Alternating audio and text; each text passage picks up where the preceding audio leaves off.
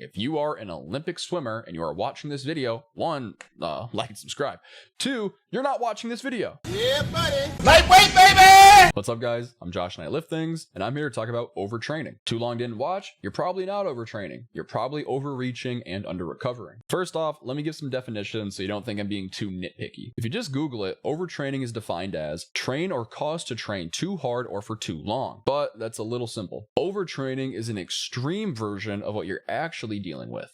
Overreaching. The only people who actually reach the level of fatigue of overtraining are going to be elite athletes. Think Olympians. And thankfully, most of them have the genetics and supplements to help them deal with such things. You are not an elite athlete. You are a guy who lifts for an hour 4 to 6 times a week, and most of that time is probably spent dicking around on your phone. You're probably not training with super hard intensity. You're probably not going close enough to actual muscular failure. And in general, you probably aren't lifting as hard as you think you are. This isn't necessarily a bad thing. I'm just trying to make a point that your workload probably isn't as intense as you may think it is. So you're not overtraining. You are overreaching. And again, you may think I'm just splitting hairs or being overly analytical with terms here. But no, the prescription to fix this is very different depending on if you have true overtraining or if you are overreaching. So from now on, I will not be referring to overtraining. If you are an Olympic swimmer and you are watching this video, 1, like and subscribe.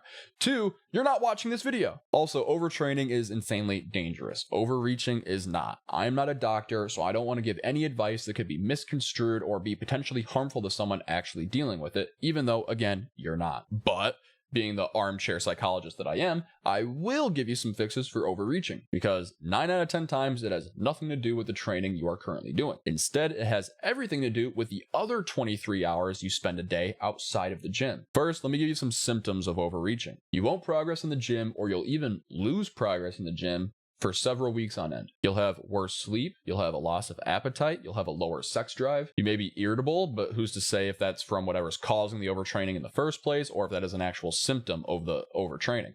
I just said overtraining. Overreaching. You're also more likely to get sick thanks to a compromised immune system, further halting your progress in the gym. The problem with the term overtraining, or more specifically, overreaching, is that it doesn't have much to do with you overdoing anything. It has much more to do with you underdoing the important stuff. In this case, you are under recovering. Let me paint you a picture of the average gym bro. The average gym bro will work out 4 to 6 days a week, assuming they're doing an upper, lower, or push-pull legs for about an hour a day. So at most, they are having 6 hours per week of training. They typically don't even work all that hard, even if they think they do. So, what about the other 162 hours left in the week? Well, they probably aren't tracking their calories. So some days they end up over their goal. A lot of days they end up under their goal. Sometimes they're perfectly at maintenance. If they do hit their calories, then their macros are probably scuffed. They're probably only going to be getting a couple hours of sleep every night. And the sleep that they do get probably isn't going to be that high of quality of sleep. They'll probably be stressed out from other life factors, be it from their job, their girlfriend, their school. They probably aren't doing any type of active recovery, like some very basic cardio, stretching,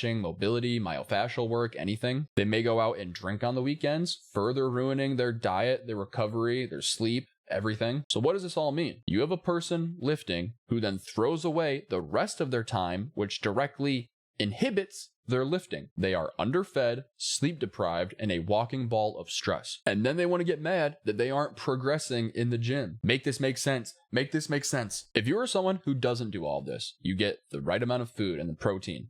You get an adequate amount of sleep. You have managed your life stresses, and you aren't drinking literal poison every single weekend. And you start to notice the signs of overreaching. The extremely simple fix to this is to take a deload. And to learn more about that, make sure you click the subscribe button, because that may or may not be the next video I'm gonna post, huh? But yeah, guys, that's the video. Please like and subscribe. Seriously, the next video will be about deloads and explaining how to do them properly. So if you're someone who's dealing with overreaching or overtraining, it'll be very helpful for you. Leave a comment. Let me know why I'm an idiot, why I'm being overly poetic with words, or anything else. I respond to every single one of them, and it really helps out the channel. If you like this style of content, you can follow all of these socials where I post mobile clips twice a day, every single day. And as always, thank you so much for watching, and have a great day.